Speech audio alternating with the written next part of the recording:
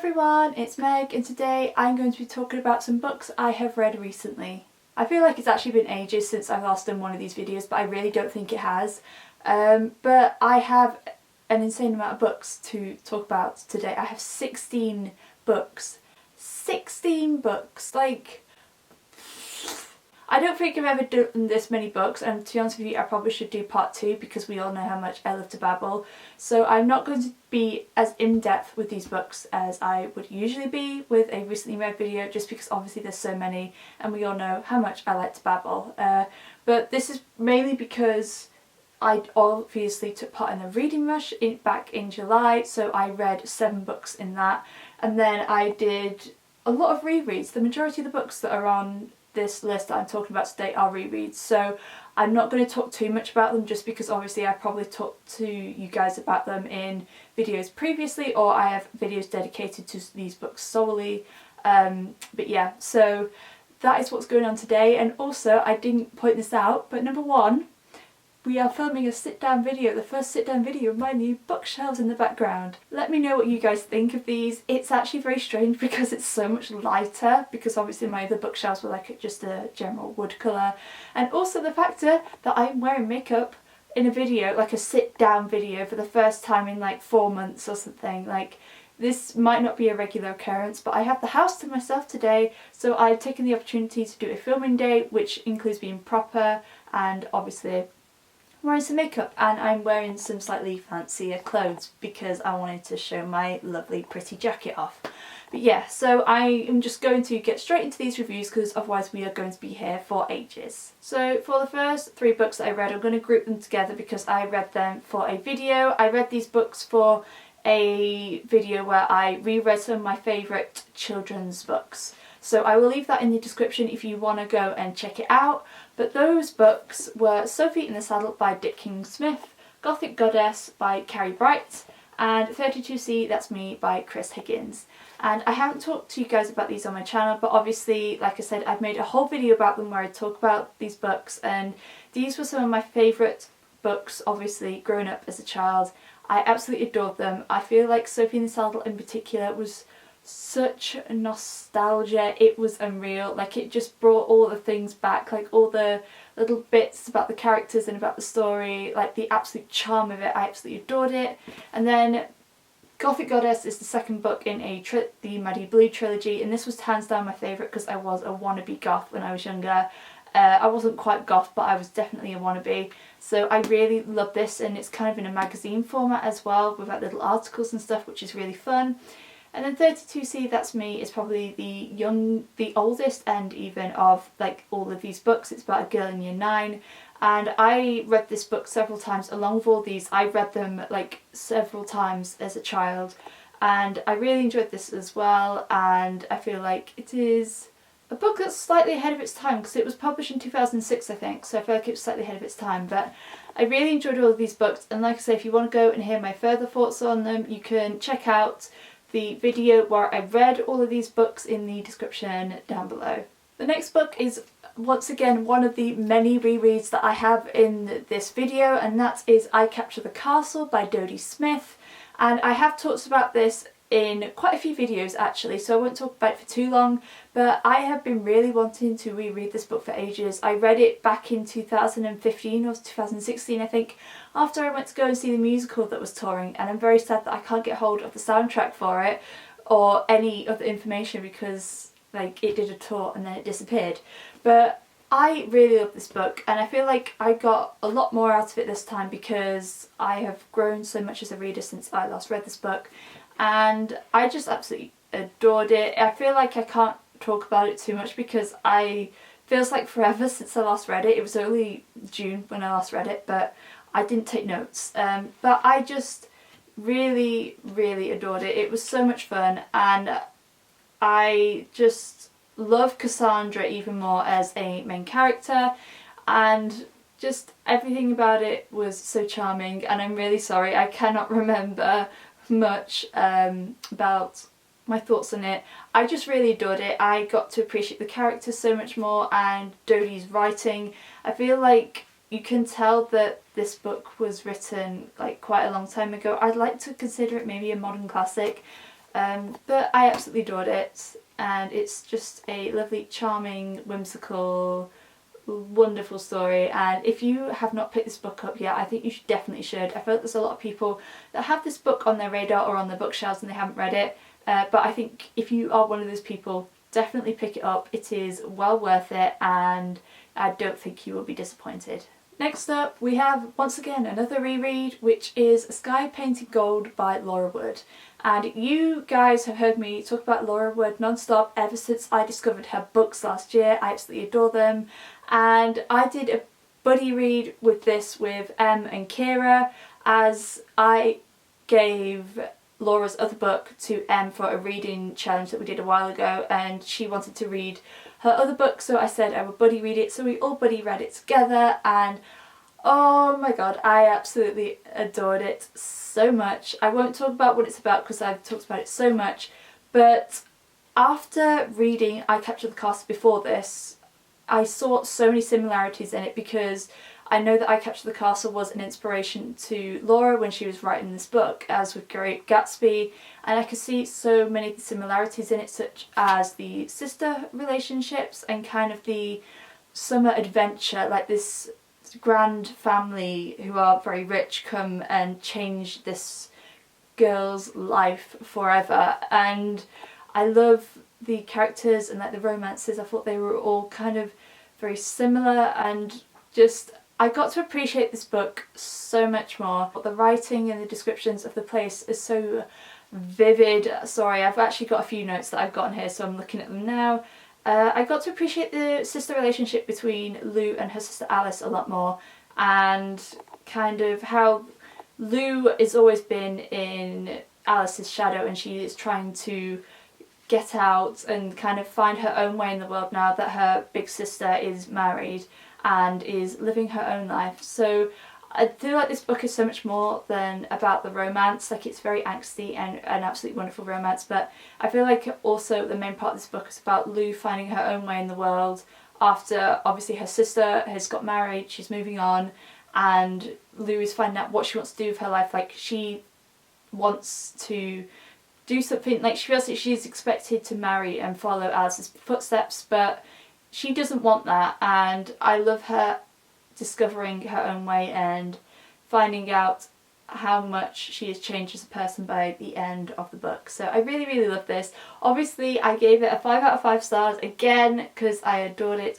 so much, and please pick up Laura's books if you haven't already. And Laura has also announced that there is going to be, her third book is following Lou's sister Freya, and it comes out on the 1st of October, and I'm so excited to read it. So yes, definitely the right time to read this, and I cannot wait to get to Laura's third book in October. Next up we have the Diva Rules by Michelle Visage, and this is Michelle Visage's memoir. And if you do not know who Michelle is, she is an absolutely incredible woman. She is probably best known for being one of the judges on RuPaul's Drag Race. She has also done a career in radio and many other things. She's an absolutely incredible person, and if you do not know who she is, just look up, find some stuff out about her. I think she is amazing and so inspirational, and I've wanted to get my hands on this book for years. Like, I'm not even kidding. Before I discovered BookTube, I have wanted to get my hands on this book,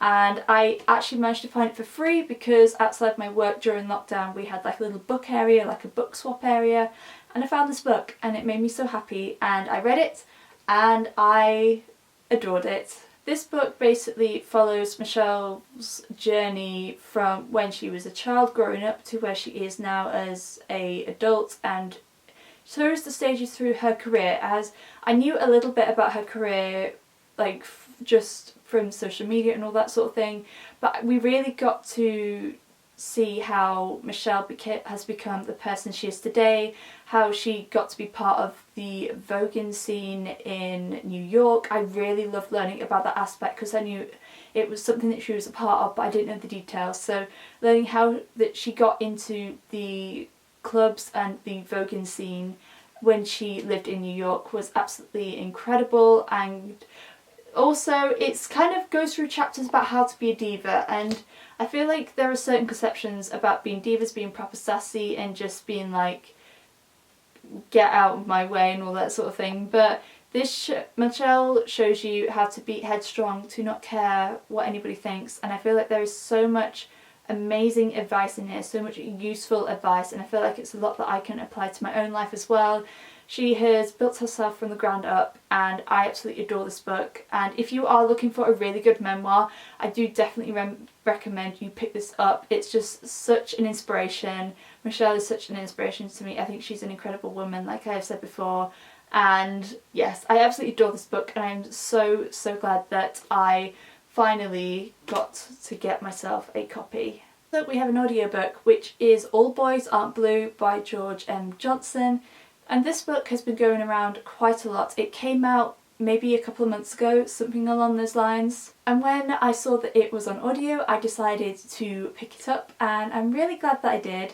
This is basically about George M. Johnson, and it is about his experience growing up in America as a gay black boy. It was so interesting hearing the stories that George tells you about his childhood. It is very much family orientated as well, and how the history that he was taught in school was mainly about dead white men, and there was hardly any black history at all, and some of the history that we were made to believe wasn't how it seemed originally.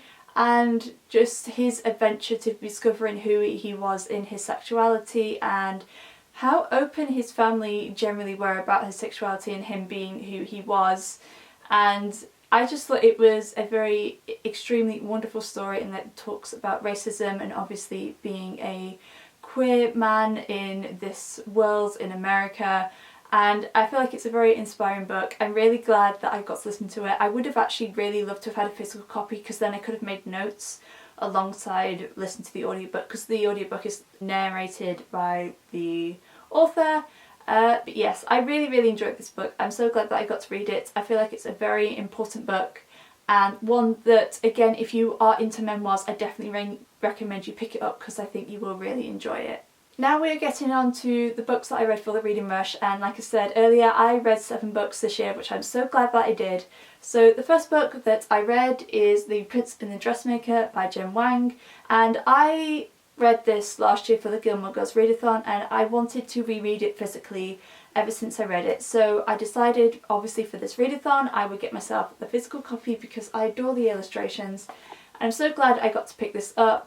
And I just love this book. I feel like it's got a beautiful message. I think the illustrations are absolutely stunning, and it's such a light-hearted but meaningful read at the same time.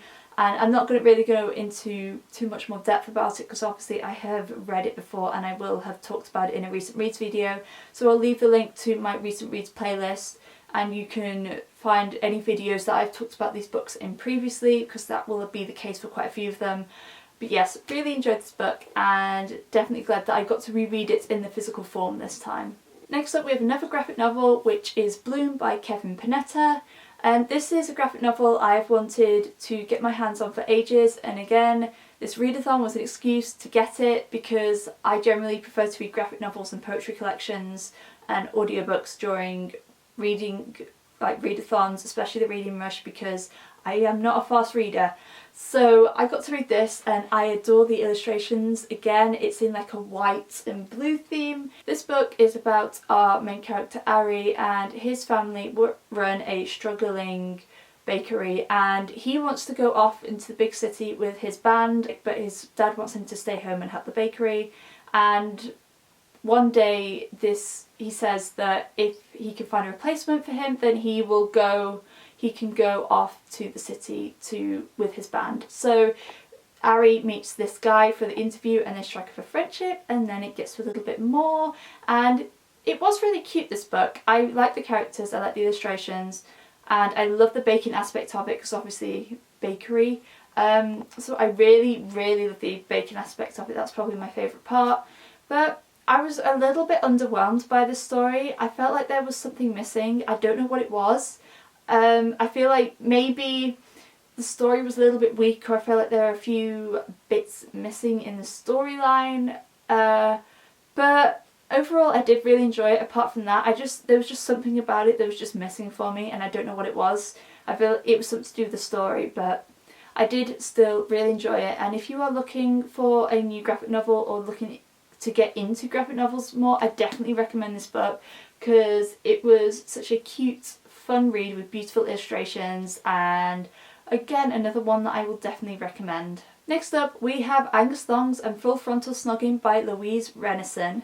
And Angus Thongs and Perfect Noggin is a classic British rom-com. Like, if you are my age, if you are a 90s baby, if you are an early 2000s baby, you will have watched this film growing up in childhood. And for some reason I never read the books. I do not know why, I just never read them. So obviously for this readathon it was a perfect excuse to read it, and this book was a lot of fun. It is narrated by the author and I think she does an amazing job, so definitely recommend the audiobooks for this. It's just so much fun, and it's really interesting seeing how they took the inspiration from the book into the film. I feel like even though the film and the book are different, I feel like the film still stayed true to the book, which I really liked, and with the characters as well. And it was just a lot of fun. Georgia is hilarious. Like, some of the lines that she comes out with are just pure classic. Like, they are absolutely hilarious and totally British.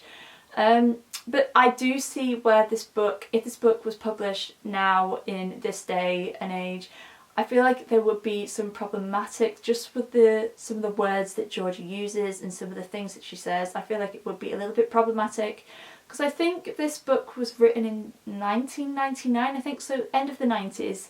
So obviously the world is very much a different place than what it was then. But apart from that, it was just so much fun. I did really enjoy it, and I may continue at some point with the series. I don't really know, but I'm really glad that I got to read the book and see how it inspired the film. Next up we have two books from the same author, and the first of the two books by this author is The Chaos of Longing by K.Y. Robinson. And I listened to this poetry collection. These are both poetry collections, by the way. The Chaos of Longing is K.Y. Robinson's debut collection, I believe, at any rate. And I listened to this on audiobook. It was actually the last book that I listened for the readathon, and this was a book that I did enjoy, and it was okay, but I feel like I would have got more out of it if I had read it physically. And I feel like compared to the second collection of hers, which I'm going to talk about in a second, I just didn't have a connection to it really. I didn't like it as much as the one that I'm about to talk about, but it was still a pretty good collection, and I would recommend it if you are looking to get into poetry more. But the one of hers I definitely preferred out of the two was Submerge, and I only heard about this fairly recently, and what drew me into it is the fact that this is a collection that evolves around the theme of water, and water is something that is very much a recurring theme in my writing, and it's something that I personally connect to because my star sign is a Cancer, and water is something I'm weirdly fascinated by, so it's something that I very much am inspired by when it comes to writing. But this book covers topics such as trauma, it covers like relationships, breakups, mental illness, and racism as well. And this book was good. I gave it maybe a 3.5 out of 5 stars, I think, or 3.75, and I did really enjoy it. The bit about relationships and breakups and kind of just general love poetry that was in here, I wasn't a massive fan of, just purely for the fact that I struggle a lot with love poetry. I find a lot of it quite boring and quite tedious. I feel like I don't know if it's harder to be original, it's just that I'm just not personally a massive fan of it. But I really loved the poems in here that deals with K.Y. Robinson's experience as a black woman in America, and also the mental illness. There are some poems in here, especially one in particular, that I really, really loved and could definitely resonate? Is that the right word? I'm going with that. I don't even think that's the right word. But yeah, I did really enjoy this, and I loved the concepts, like I said again, of water. And again, if you are looking to get into poetry, I would definitely recommend this. It's not a difficult or super flowery writing style. It's fairly easy to follow, and I'm really glad that I got to pick it up. I think this is actually going to be the last reread in this video, and that is Heartstopper Volume 3 by Alice Oseman. And obviously I read this at the beginning of the year, I adored it, and I've been meaning to have an excuse to read it ever since. And obviously a readathon came along, so you know, I had to reread it and I absolutely adored it. I loved it. I do not have any more to say on this. You guys should know how much I love this graphic novel series. I have talked about it in a previous recent reads video, so you can go and find that video if you want to hear my in-depth thoughts on it. But I absolutely adored it. I love Nick and Charlie with all of my heart. I cannot wait to see where this story goes in the next volume, which comes out in February next year, I think. So yeah, obviously I love this. Give it 5 out of 5 stars. Absolutely wonderful. The last book that I read for the reading rush is The Tea Dragon Society by Katie O'Neill.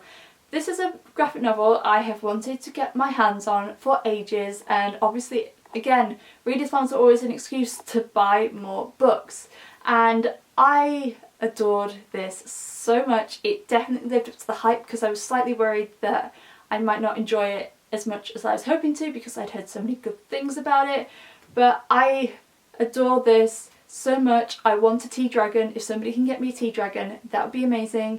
And I just love the art style. It is absolutely beautiful, and it's just a lovely, whimsical, heartfelt story about friendship and tradition and just so many loveliness. I don't even know what I'm saying. I absolutely adore this. It was an absolutely wonderful read, and I cannot recommend this enough. I definitely am going to pick the other books up in this series.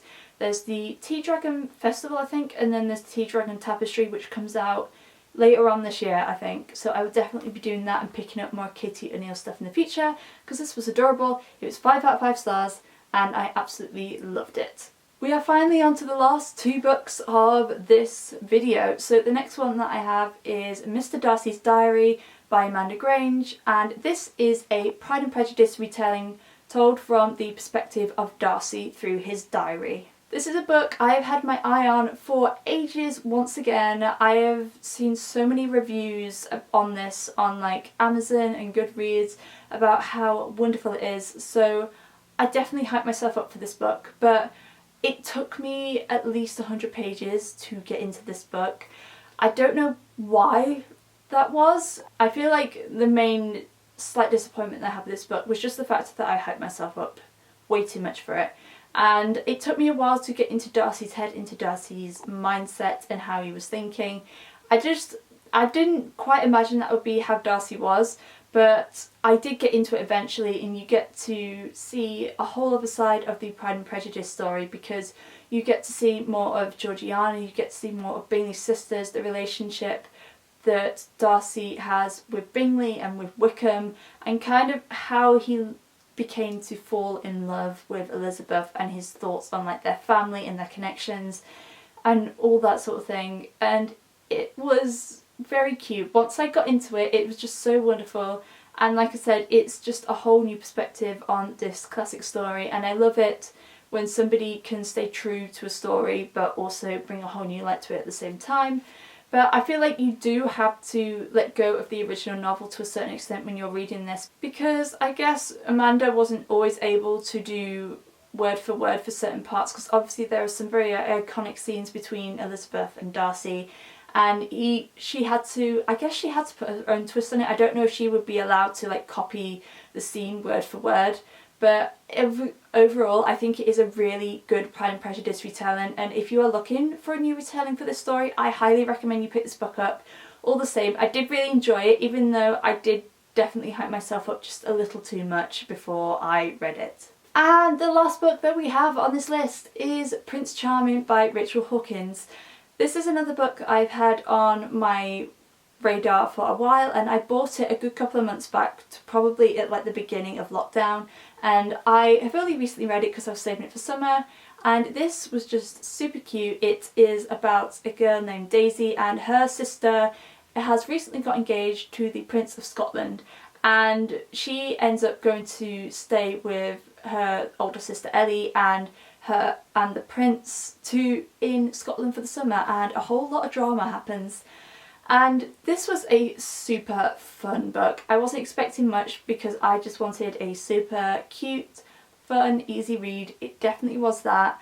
I love Daisy as a main character. She is so quirky, so much fun, and I really loved her sense of humour throughout all of this as well. And I think the characters are good fun, and I also kind of like the look into how royal life to a certain extent. I don't know what sort of research Rachel did when she was writing this book, but I found it really interesting, obviously finding kind of, it's like a little sneak peek into sort of, to a certain extent, what it's like to be a royal, and also how much the social media and the press play a big part, and the paparazzi play a big part in the royals, and what extents they go to cover stories up or to try and diverge one story from another. And the paparazzi is something that I genuinely do not like, because I feel like they have no respect for people's personal lives and it drives me insane. But I really enjoyed this book. It was so much fun, and I am definitely 100% going to be getting to the companion novel, which is Her Royal Highness, very, very soon, because the paperback came out this year. So I really enjoyed this, gave it 4 out of 5 stars, and definitely recommend if you are looking for a cute, easy, summer YA romance. So that is it for this video. This is probably going to be an extremely long video. I think my footage is like over half an hour, so we're going to have to cut that down somehow. But I hope you guys enjoyed hearing me talk about some of the books I have read recently. There have been some very fun reads and some absolutely wonderful rereads that I've done in this video, and hopefully my next recent reads video won't have quite as many books in it, because then I can actually go to just a little bit more depth in it. So yeah, let me know if you have read any of these books in the comments down below, or any books you have read recently. I would love to know as always. And today, like the day that I'm filming this, is the day that I hit 400 subscribers. Hopefully it'll stay that way. Like sometimes YouTube actually decreases my subscribers quite a bit once I hit a milestone, and I don't know why it does it. So I don't want to jinx it, but from when I'm filming this video, I am at 400 subscribers, and I just want to say thank you so much to anybody. If you are watching, if you watch my videos, if you subscribe, just anything. Your support honestly means the world to me. I love this community so much, and it just brings me so much joy to know that I've hit another little milestone, and hopefully I will hit my goal of 500 subscribers by or before the end of the year. That would be like absolutely wonderful. So I just wanted to say thank you so much. I appreciate you all to the moon and back, and I will continue making content and being part of this wonderful community for forever and ever, I hope, for a very long time to come in the future. If you like this video, then please make sure to give it a thumbs up, and if you'd like to see more bookish videos from me, then make sure you hit the subscribe button and little bell icon so you'll be noted every time I post a new video. As always, I will leave the links to my social media along with the links to my Goodreads in the description down below for you guys. But thank you guys so much for watching. I appreciate you all so much, and I will see you again very soon. Bye!